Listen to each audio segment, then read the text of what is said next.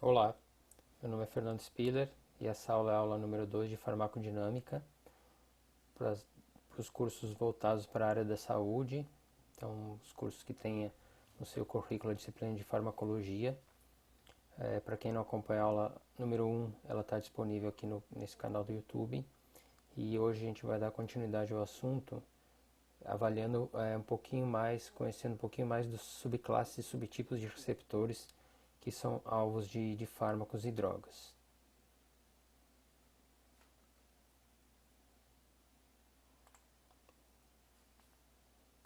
Vou compartilhar os slides com vocês.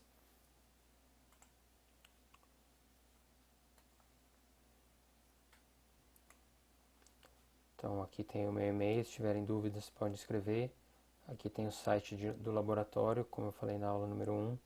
Aqui vocês encontram a pesquisa que é feita aqui na UFSC, no nosso laboratório de imunobiologia. Vocês vão encontrar 4 linhas de pesquisas principais, com 4 docentes diferentes. E para quem está interessado em fazer mestrado, doutorado ou iniciação científica na área de imunologia e inflamação, eu convido vocês a conhecerem o laboratório. Bom, então como a gente conversou já na primeira aula, os receptores eles servem como meio de comunicação entre o meio extracelular e intracelular. Então a droga, o fármaco se liga nos seus receptores e vai ativar os mecanismos celulares intermediários e culminando no efeito nos tecidos ou nas células. Esses receptores são envolvidos em inúmeros efeitos celulares e a gente pode subdividir isso em efeitos rápidos, efeitos moderados ou efeitos lentos. Então aqui tem 4 principais subclasses de receptores, que seriam os receptores ligados a canais iônicos ou os canais iônicos, os receptores acoplados à proteína G, receptores ligados à enzima ou com atividade enzimática e receptores intracelulares. Então, falando um pouquinho dos efeitos que eu falei no primeiro slide, entre efeitos lentos, rápidos e intermediários, os efeitos rápidos geralmente eles são mediados por canais iônicos. Então, o efeito desses canais eles acontecem em segundos a milissegundos. Já os receptores acoplados à proteína G, eles têm um efeito que é intermediário, que pode levar entre minutos e horas. E os receptores intracelulares, a maioria das vezes, eles são responsáveis pelos efeitos mais lentos, que aí podem levar entre algumas horas para acontecer. Isso de uma maneira geral.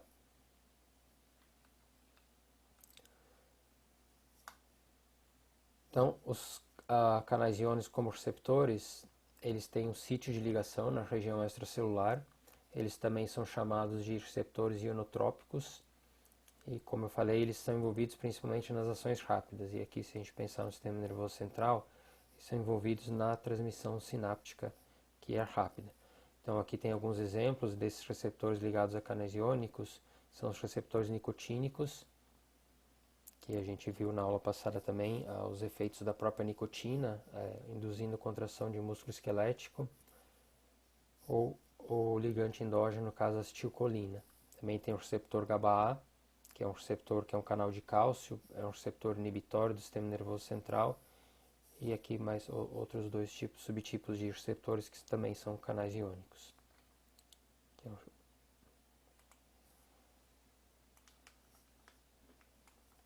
Bom, então a gente, de uma maneira geral, você tem o ligante que liga no canal iônico.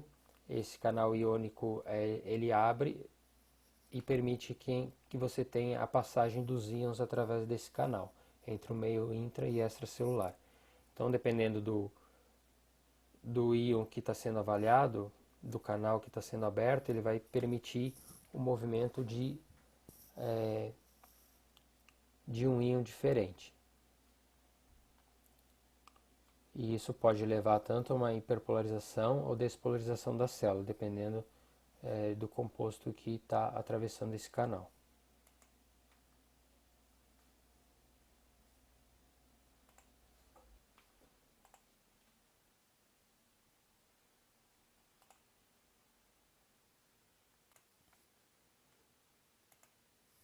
Então aqui a gente tem um potencial de repouso, mostrando aqui que esse potencial de repouso numa célula é menos 90 milivolts.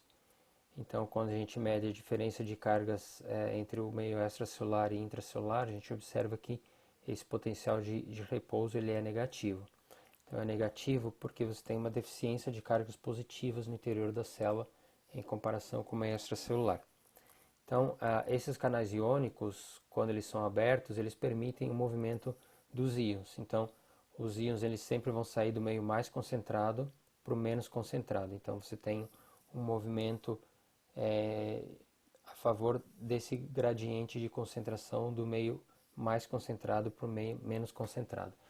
Então, aqui é uma maneira simples de saber qual vai ser o movimento iônico, se o íon vai entrar ou sair da célula, é saber aonde ele está mais concentrado. Então aqui tem alguns íons, como o potássio. Então aqui a concentração do potássio no interior da célula é em torno de 140 mili equivalentes por litro. Já no exterior da célula é em torno de 4 mili equivalentes por litro. Então quando um canal de potássio se abre, o potássio ele sai da célula porque ele vai do meio mais concentrado para o menos concentrado. E leva a sua carga positiva. Então aqui no sódio a gente já vê o contrário. No interior das células tem em torno de 12 mil equivalentes por litro, enquanto no exterior você tem em torno de 140 mil equivalentes por litro. Então quando um canal de sódio é aberto, o sódio ele entra para dentro da célula e leva a sua carga positiva. Então geralmente o que acontece na prática é um aumento do limiar de ação ou um potencial de ação na célula. Já o cloro, também você tem uma concentração menor no interior da célula e maior no meio extracelular. Então, quando existe a abertura de um canal de cloro, o cloro entra para dentro da célula e leva sua carga negativa. Então, o efeito que vai ter é uma hiperpolarização da célula. Aqui o cálcio é no meio extracelular em torno de 1 miliequivalentes, no meio intracelular, desculpa, e no meio extracelular em torno de 5 miliequivalentes. Então, quando tem abertura de canal de cálcio na membrana da célula, o cálcio ele vai entrar para dentro da célula a favor do gradiente eletroquímico, do gradiente de concentração. E aqui está mostrando um potencial de ação. Então, essa célula que está em repouso, com um potencial de repouso de menos 90 milivolts, quando tem a despolarização, isso pode chegar a mais 35 ou mais 45. Então, isso se dá pela abertura de canais de sódio.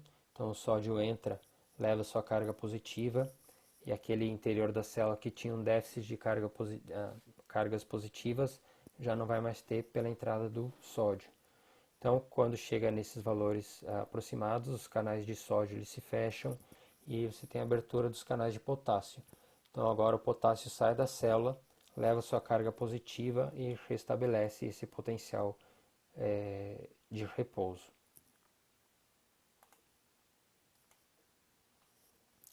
Então, aqui tem uma estrutura tridimensional de um canal iônico, aqui nesse caso do receptor nicotínico, que a gente conversou bastante na primeira aula. Aqui você pode ver que ele é composto por 5 subunidades, e olhando de cima dá para ver que é um canal mesmo, que tem um poro que permite a passagem dos íons. E aqui em amarelo está mostrando a ligação da acetilcolina nesse canal. Então você precisa de 2 moléculas de acetilcolina por canal para fazer a abertura desse canal. E eu comentei na aula passada com uma diferença de tamanho, que os receptores eles são proteínas bastante complexas, e aqui dá para ter uma ideia dessa diferença de tamanho entre o agonista e o seu receptor. E aqui olhando de uma maneira transversal, então aqui você tem a membrana plasmática da célula, a região extracelular, onde é o sítio de ligação aqui no caso da acetilcolina, e a região intracelular, onde os íons vão atravessar esse canal e se acumularem no interior da célula. aqui no caso o nicotínico vai permitir ter uma seletividade maior pela entrada do sódio.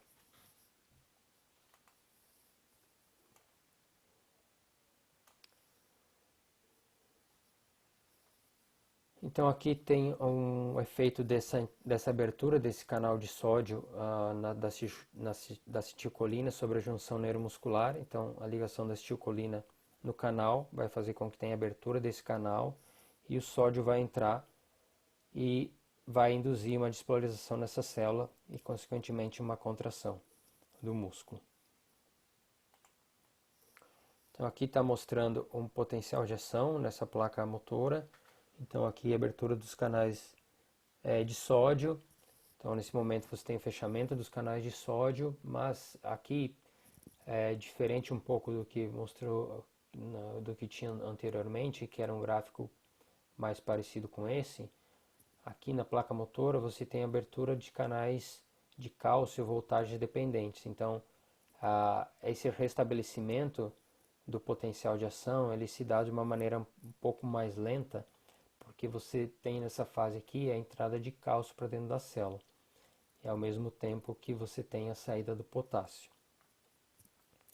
E aqui está mostrando o efeito de um potencial de ação na presença de tubocurarina, que é um composto ativo do curare, que a gente conversou na aula passada também, que ele é um paralisante da musculatura esquelética. Então, na presença da tubocurarina, você não tem esse potencial de ação na placa motora e, consequentemente, você não tem a contração do músculo.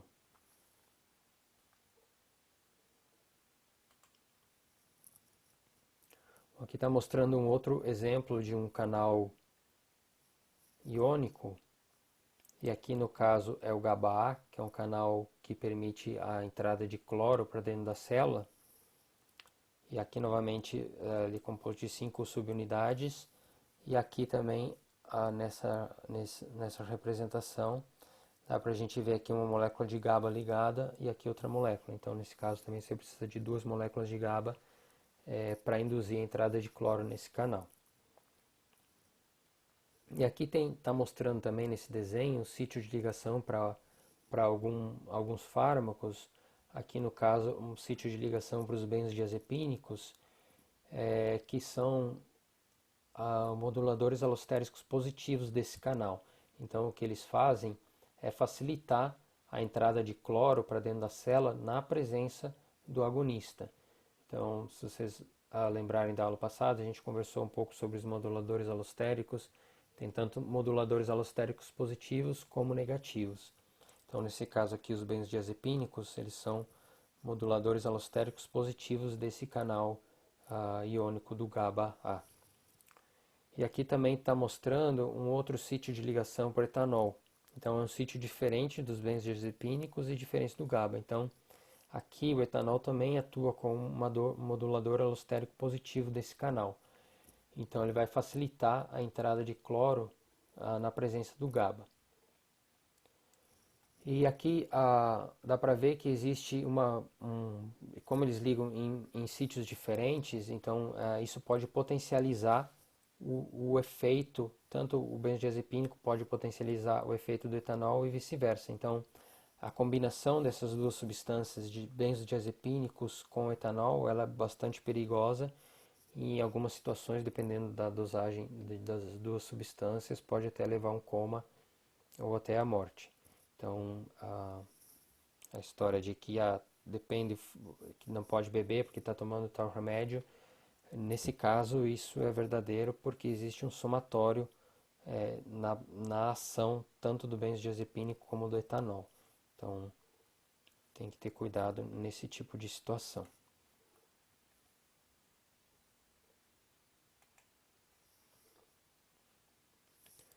Então, os canais iônicos como receptores, a gente conversou um pouquinho sobre os canais de potássio. Então, por exemplo, na célula beta-pancreática, você tem os canais de potássio ATP dependentes, que eles são canais importantes para a secreção de insulina. Então, existem alguns fármacos que bloqueiam esses canais de potássio ATP dependentes, facilitam a despolarização da célula e a entrada de cálcio e, consequentemente, a exocitose e também a liberação da insulina. Tem os canais de cálcio, que são voltagem dependentes, então tem vários fármacos que são bloqueadores de canais de cálcio. Os canais de cloro, que a gente viu no slide anterior, que não só os benzodiazepínicos, o etanol, mas também tinham outros, uma variedade bastante grande de fármacos que podem atuar como moduladores alostéricos desse canal de cloro. E no caso a gente viu o exemplo do GABA. Tem uma outra classe de receptores, que são os receptores acoplados à proteína G. Eles também são chamados de receptores metabotrópicos. Numericamente é a maior família de receptores e a grande maioria dos fármacos elas atuam nesses receptores. Então aqui está mostrando uma estrutura bidimensional desses receptores. Então eles são receptores com 7 alças transmembrânicas. Aqui tem a região extracelular, região intracelular e a membrana plasmática. Então ele atravessa essa membrana plasmática por 7 vezes. Aqui no interior desse receptor você tem alguns aminoácidos destacados, que são alguns aminoácidos importantes para a ligação da proteína GS, aqui no caso, ou sítio de fosforilação pela proteína quinase A. Aqui também outros aminoácidos importantes para a ligação da proteína G do tipo Q, Q11. E aqui na região extracelular que tem um sítio de glicosilação desse receptor. E aqui nessa região extracelular vai ser onde os ligantes geralmente têm afinidade pelos receptores acoplados à proteína G.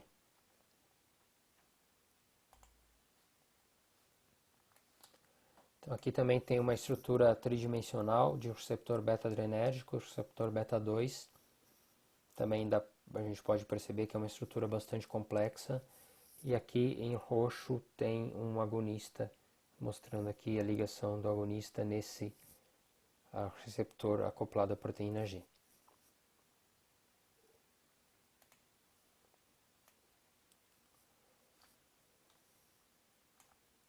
Então aqui tem um pouquinho sobre a história da descoberta da proteína G. Aqui também tem o Shutland, que recebeu o Prêmio Nobel de Fisiologia e Medicina em 1971, pela descoberta do AMP cíclico, que é um segundo mensageiro desses receptores acoplados à proteína G.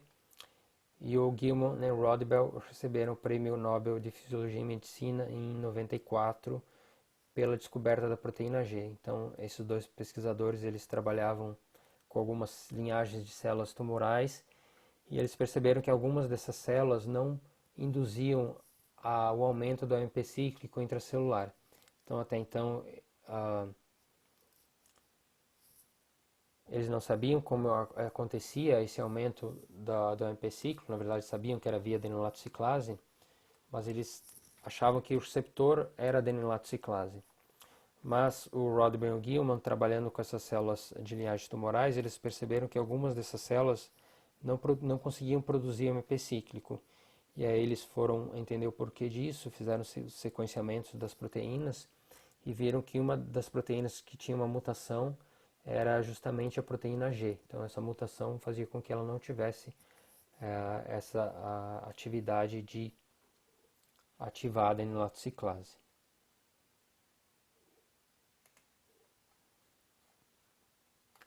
Então essa proteína G ela é composta por 3 subunidades, subunidade alfa, beta e gama, e aqui existe um sítio de ligação para o GDP, guanosina de fosfato.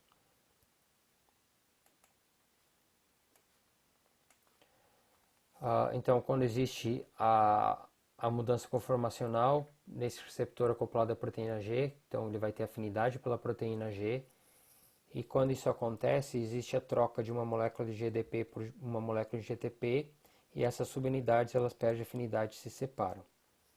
Então, essas subunidades agora elas vão exercer seus efeitos. Então, aqui no caso, a subunidade alfa ela vai se ligar na adenolato ciclase e vai ativar essa adenolato ciclase a ela quebrar o ATP em AMP cíclico. Então, nesse caso, você tem a quebra dessa molécula e a formação do AMP cíclico, que é o segundo mensageiro. Então, esse AMP cíclico ele pode se ligar, aqui no caso de uma proteína quinase A, ativar essa proteína quinase A, e essa proteína quinase A vai fosforilar os seus alvos. Então, dependendo do tipo de célula que isso está acontecendo, vai ter um efeito diferente. Então, os subtipos de proteína G, eles são três principais: proteína GS, que é de estimulatória, ela ativa a adenolato ciclase e aumenta a concentração do AMP cíclico. Tem as proteínas do tipo GI, que inibem a adenolato ciclase, e a proteína do tipo GQ, que ativa a fosfolipase C. Então aqui tem um exemplo de um agonista se ligando no receptor acoplado à proteína G, ativando essa proteína G do tipo estimulatória. Essa proteína G ativa a adenolato ciclase, e essa adenolato ciclase faz a quebra do ATP em AMP cíclico. E esse AMP cíclico pode ativar a proteína quinase A, e aqui no caso está mostrando um canal de sódio, que é o alvo de fosforilação dessa proteína quinase A. Então, quando essa pKa ela fosforila esse canal de sódio, tem abertura do canal de sódio, entrada do sódio. Então, aqui, por exemplo, se a gente imaginar uma célula muscular, você teria a abertura dos canais de cálcio, entrada de cálcio e contração muscular. Aqui está mostrando a fosfodiesterase, que é uma enzima que quebra esse AMP cíclico em 5'-MP. Então, é uma maneira que existe de controle dessa ativação, dessa produção do AMP cíclico e ativação dessa via de sinalização. Então, uma maneira de interromper essa ativação é justamente pela a quebra do AMP cíclico pelas fosfodiesterases. Então, quando isso acontece, você diminui a concentração de AMP cíclico e essa via ela está diminuída também. Então, você teria aqui no caso uma menor abertura de canais de sódio. E aqui tem alguns inibidores seletivos da fosfodiesterase e também as metilxantinas, que são substâncias que inibem as fosfodiesterases de uma maneira não seletiva. Então, metilxantinas são encontradas em diversas substâncias, em chás, café, chocolates, e um dos mecanismos de ação delas é justamente inibir a fosfodiesterase. E aí aqui no caso, quando tem inibição dessa enzima, você tem um acúmulo do AMP cíclico e uma potencialização dessa via. Aqui tem um exemplo de uma proteína acoplada a um receptor acoplado à proteína G. Então ela tem uma atividade de inibir a adenolato ciclase e diminuir a formação do AMP cíclico. Então o mecanismo de ação é o mesmo, mas em vez de ativar a adenolato ciclase, acaba inibindo a adenolato ciclase e diminuindo as concentrações intracelulares de AMP cíclico.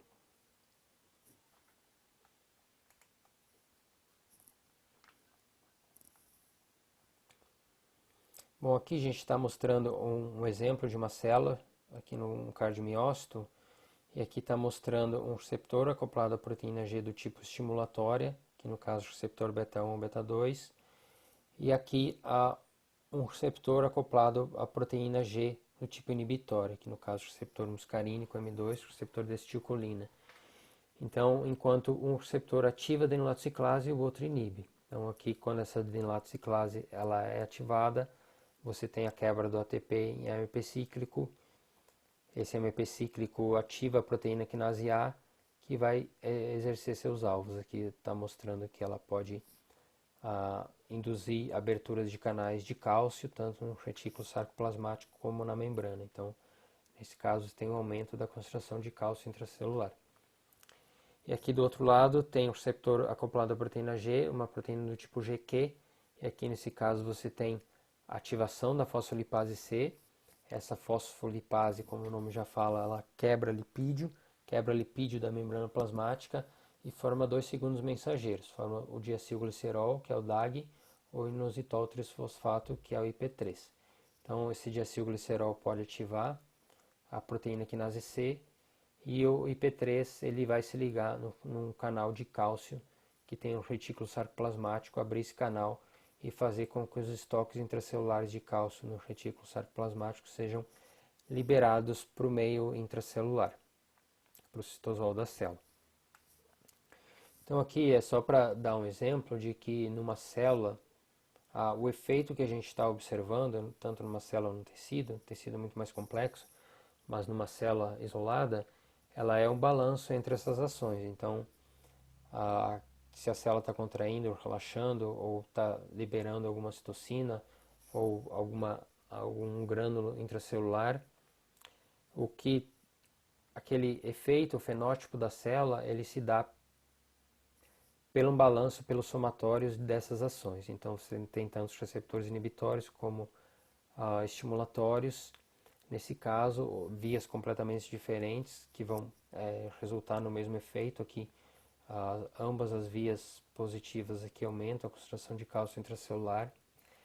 Então, esses sistemas eles são bastante complexos. Se a gente imaginar que cada receptor, cada subtipo tem no mínimo 1000 cópias e cada célula tem no mínimo dezenas de receptores diferentes. Não só receptores acoplados à proteína G, mas receptores intracelulares, canais iônicos, enzimas, enfim, uma afinidade de coisas e muitas coisas que certamente a gente ainda desconhece.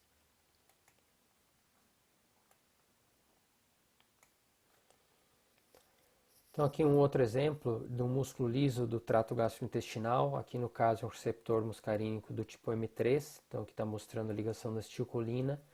Essa ligação favorece a ligação da proteína G com o receptor. Então você tem ativação dessa proteína G do tipo Q, que vai ativar a fosfolipase C, vai formar os dois segundos mensageiros, o diacilglicerol e o IP3.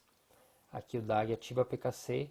Essa PKC, tanto a PKC como o IP3 vão ocasionar um aumento das concentrações de cálcio intracelulares no citosol. Isso resulta numa contração do músculo liso, que o efeito final vai ser um aumento da motilidade gastrointestinal. Então aqui, pensando numa situação fisiológica, isso está mais pronunciado, mais ativo numa situação pós-prandial.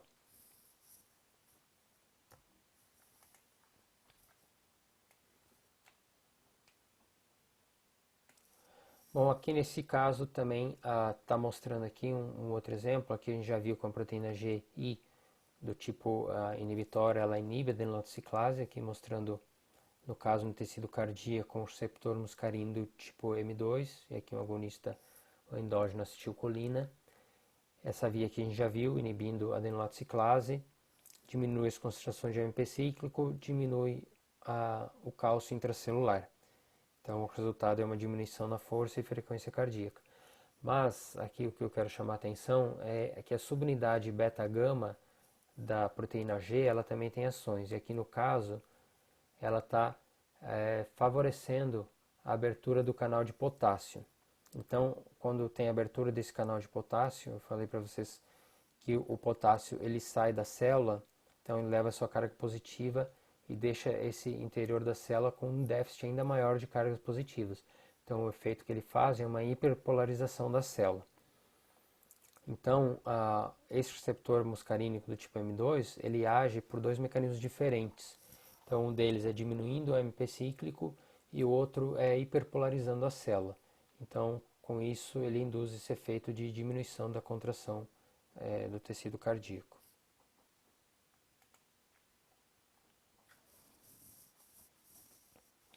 Bom, então eu falei das fosfodiesterases, que é um mecanismo de interromper essa via de sinalização do AMP cíclico. Então, a fosfodiesterase ela degrada o AMP cíclico e interrompe aquela via de sinalização. Você também tem algumas vias de sinalização que são interrompidas pela degradação do agonista. Então, no caso da acetilcolina, ela é degradada no meio extracelular pela ação da acetilcolinesterase, então acaba interrompendo aquela via de sinalização também. Mas existe uma outra forma que é uma dessensibilização de receptores, e uma dessas dessensibilizações é por endocitose do receptor. Então, ao mesmo tempo que o receptor ele está ativando a proteína quinase G, está ativando a proteína G, ele também fica exposto à fosforilação por algumas GRKs. Então, essas GRKs, ao mesmo tempo, elas fosforilam esse receptor, e quando esse receptor é fosforilado, ele passa a ter afinidade pela beta-arrestina. Então, essa via é uma via de sinalização. Quando a beta-arrestina liga nesse receptor, ele induz a endocitose desse receptor. Então, esse receptor ele é endocitado e ele não fica mais disponível para ação, para a ligação do ligante. Então, é uma maneira que a célula tem de interromper essa via de sinalização por fazer a endocitose desses receptores acoplados à proteína G. Então, depois que tem essa endocitose, existe uma via de reciclagem, que esse receptor ele volta para a membrana, ou uma parte desses receptores eles são degradados no meio intracelular. Então, só como um resumo aqui, que os canais iônicos como receptores que abrem canais de potássio pode hiperpolarizar a célula, então deixando a célula menos excitável e menos favorável a uma resposta celular. Abrir canais de sódio pode disparar um potencial de ação, facilitar o aumento de cálcio intracelular, então isso vai ter algumas consequências, como por exemplo a exocitose ou a contração muscular. Os receptores acoplados à proteína G, eles são receptores metabotrópicos. Então essa proteína G ela pode ser uma do tipo GS, que é uma proteína G do tipo ativatória, vai ativar a adenolato ciclase, levar a um aumento de AMP cíclico e pode levar a uma ativação da proteína quinase A. Você tem uma proteína G do tipo inibitória, que inibe a adenolato ciclase, e também tem uma proteína do tipo GQ, que atua por ativar a fosfolipase C, levando à formação do IP3 e do DAG, do diacilglicerol, e subsequentemente ativação da proteína quinase C, que pode levar a aumento nas concentrações de cálcio intracelular e induzir, por exemplo, uma contração muscular. E também aqui, que eu chamei a atenção antes, a proteína G, elas também podem regular canais iônicos.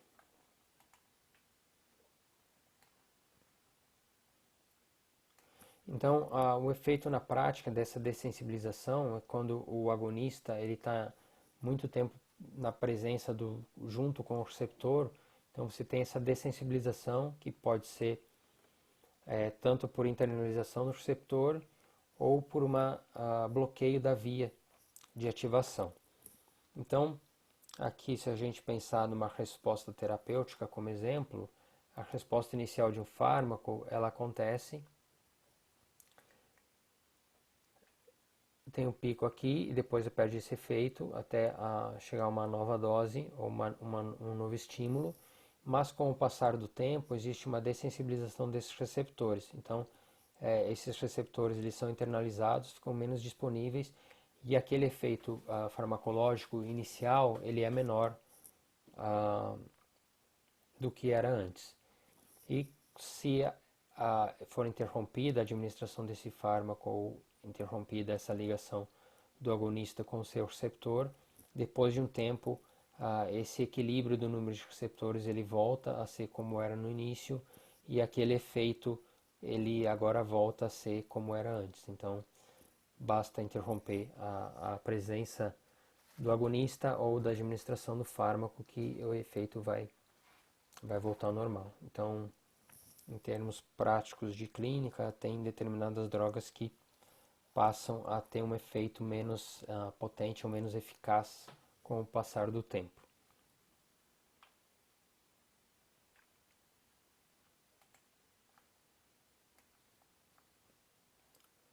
Aqui existe um outro mecanismo que é uma supersensibilização.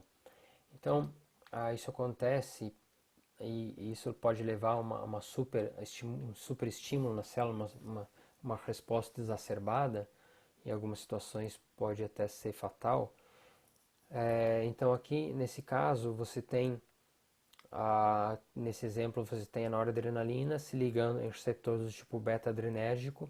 Então você tem um número X de receptores ligando num determinado número de moléculas. Então isso numa resposta biológica normal. Então você teria uma concentração X. E aqui no caso, na presença de um fármaco que bloqueia os receptores, aqui, então pode ser um beta-bloqueador. Então esse antagonista ele se liga no receptor e impede a ação do agonista. Então não tem a ligação desse agonista. Então o efeito que vai ter é uma diminuição dessa atividade biológica. Então o que a célula faz quando você tem esse bloqueio, ela aumenta a síntese proteica para tentar compensar a falta dessa resposta. Então aqui você pode ver que existiu está mostrando nesse desenho, um aumento no número de receptores do tipo beta. Então aqui tinha 3, aqui aumentou o número de receptores. Mas isso não tem efeito porque está na presença do antagonista que está bloqueando a ação do agonista. Então, apesar do número maior de receptores, não tem efeito. Mas, se essa terapia, esse beta-bloqueador, ele for tirado abruptamente, de uma hora para outra, aquele número de receptores que foi aumentado, que teve um upregulation, ele vai continuar alto. E agora, esses receptores estão disponíveis para a ligação do agonista. Então, tendo um número maior de receptores, esse efeito biológico ele pode ser potencializado. Então, que nesse caso pode levar a uma crise hipertensiva que pode ser grave. Então, a solução para isso é fazer a diminuição gradual do fármaco, que com o passar do tempo a célula tende a restabelecer o equilíbrio, a diminuir essa síntese proteica que foi aumentada na presença do antagonista, e então esse número de receptores com o passar do tempo ele vai voltar a ser como antes. Então aqui no caso um exemplo, a terapia com beta-bloqueadores, ela deve ser descontinuada de uma maneira lentamente. Isso leva em torno de 2 a 3 meses para acontecer.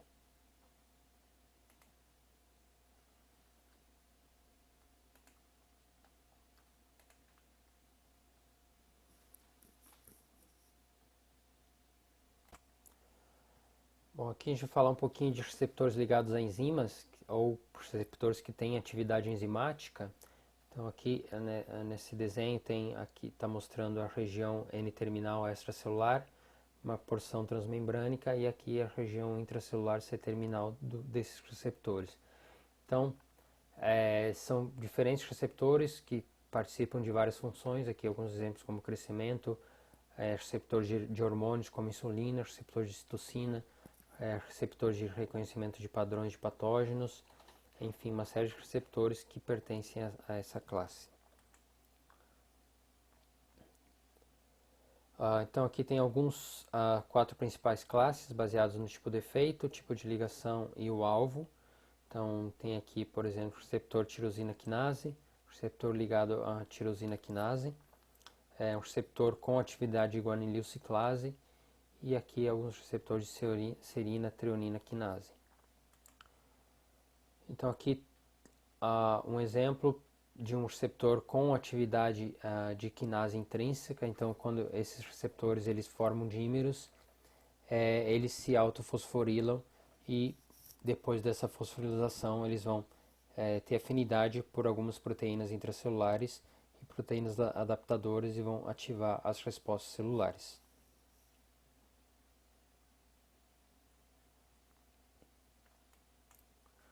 Então aqui um exemplo desse tipo de receptor tirosina quinase é o receptor de insulina. Então quando tem a ligação de insulina, tem a formação de dímeros. Esses dímeros aqui favorecem, eles se autofosforilam, então essa fosforilação do receptor ativa as vias intracelulares, que em última instância vão fosforilar o GLUT4 e levar esse GLUT4 para a membrana da célula, e esse GLUT4 vai fazer o transporte intracelular de glicose.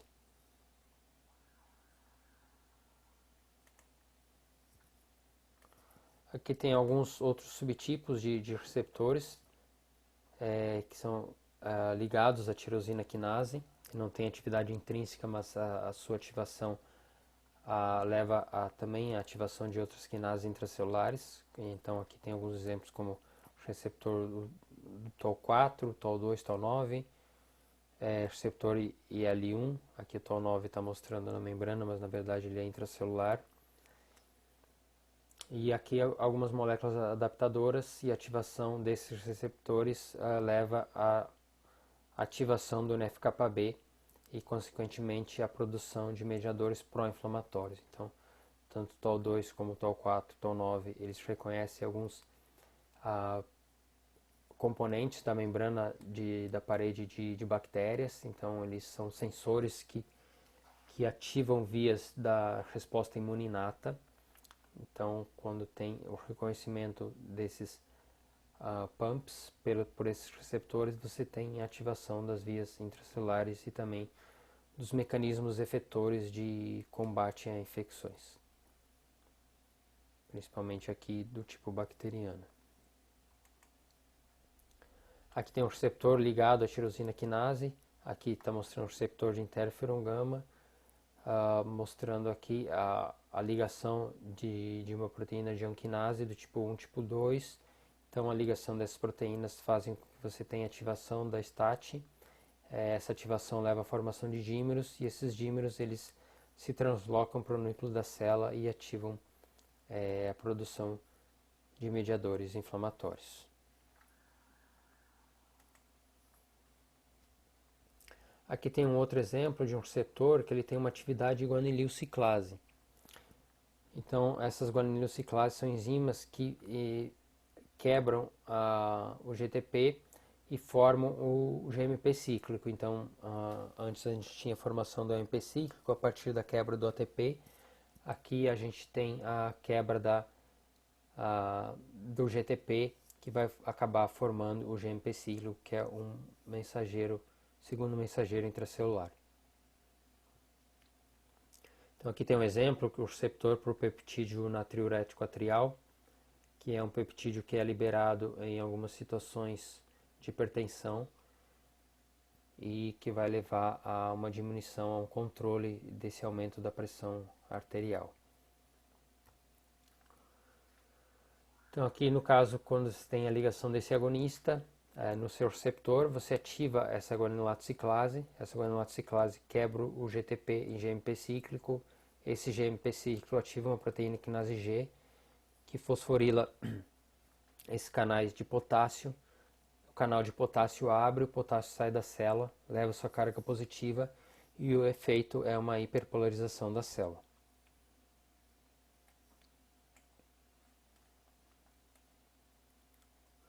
Uma outra classe de receptores bastante importante para a ação de fármacos são os receptores intracelulares, que são receptores para ligantes lipossolúveis, que são moléculas que conseguem atravessar a membrana plasmática. São receptores responsáveis pelas ações lentas, que a gente falou lá no começo da aula, e se ligam principalmente ao DNA, favorecendo a transcrição de proteínas. Então, alguns exemplos de ligantes aqui, os hormônios esteroides, mineral e glicocorticoides, vitamina D, ácido retinóico.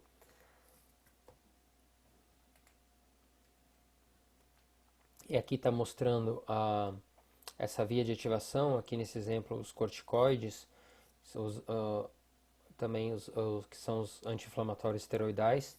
Então são moléculas que circulam ligados a proteínas plasmáticas, mas quando eles estão na forma livre no plasma, eles conseguem atravessar essa membrana plasmática, se ligar no receptor no citoplasma, formar dímeros, aqui não está mostrando, mas quando tem essa formação de dímeros, esse receptor ele transloca para o núcleo da célula e acaba levando, aqui no caso, suprimindo a ativação do NF-κB.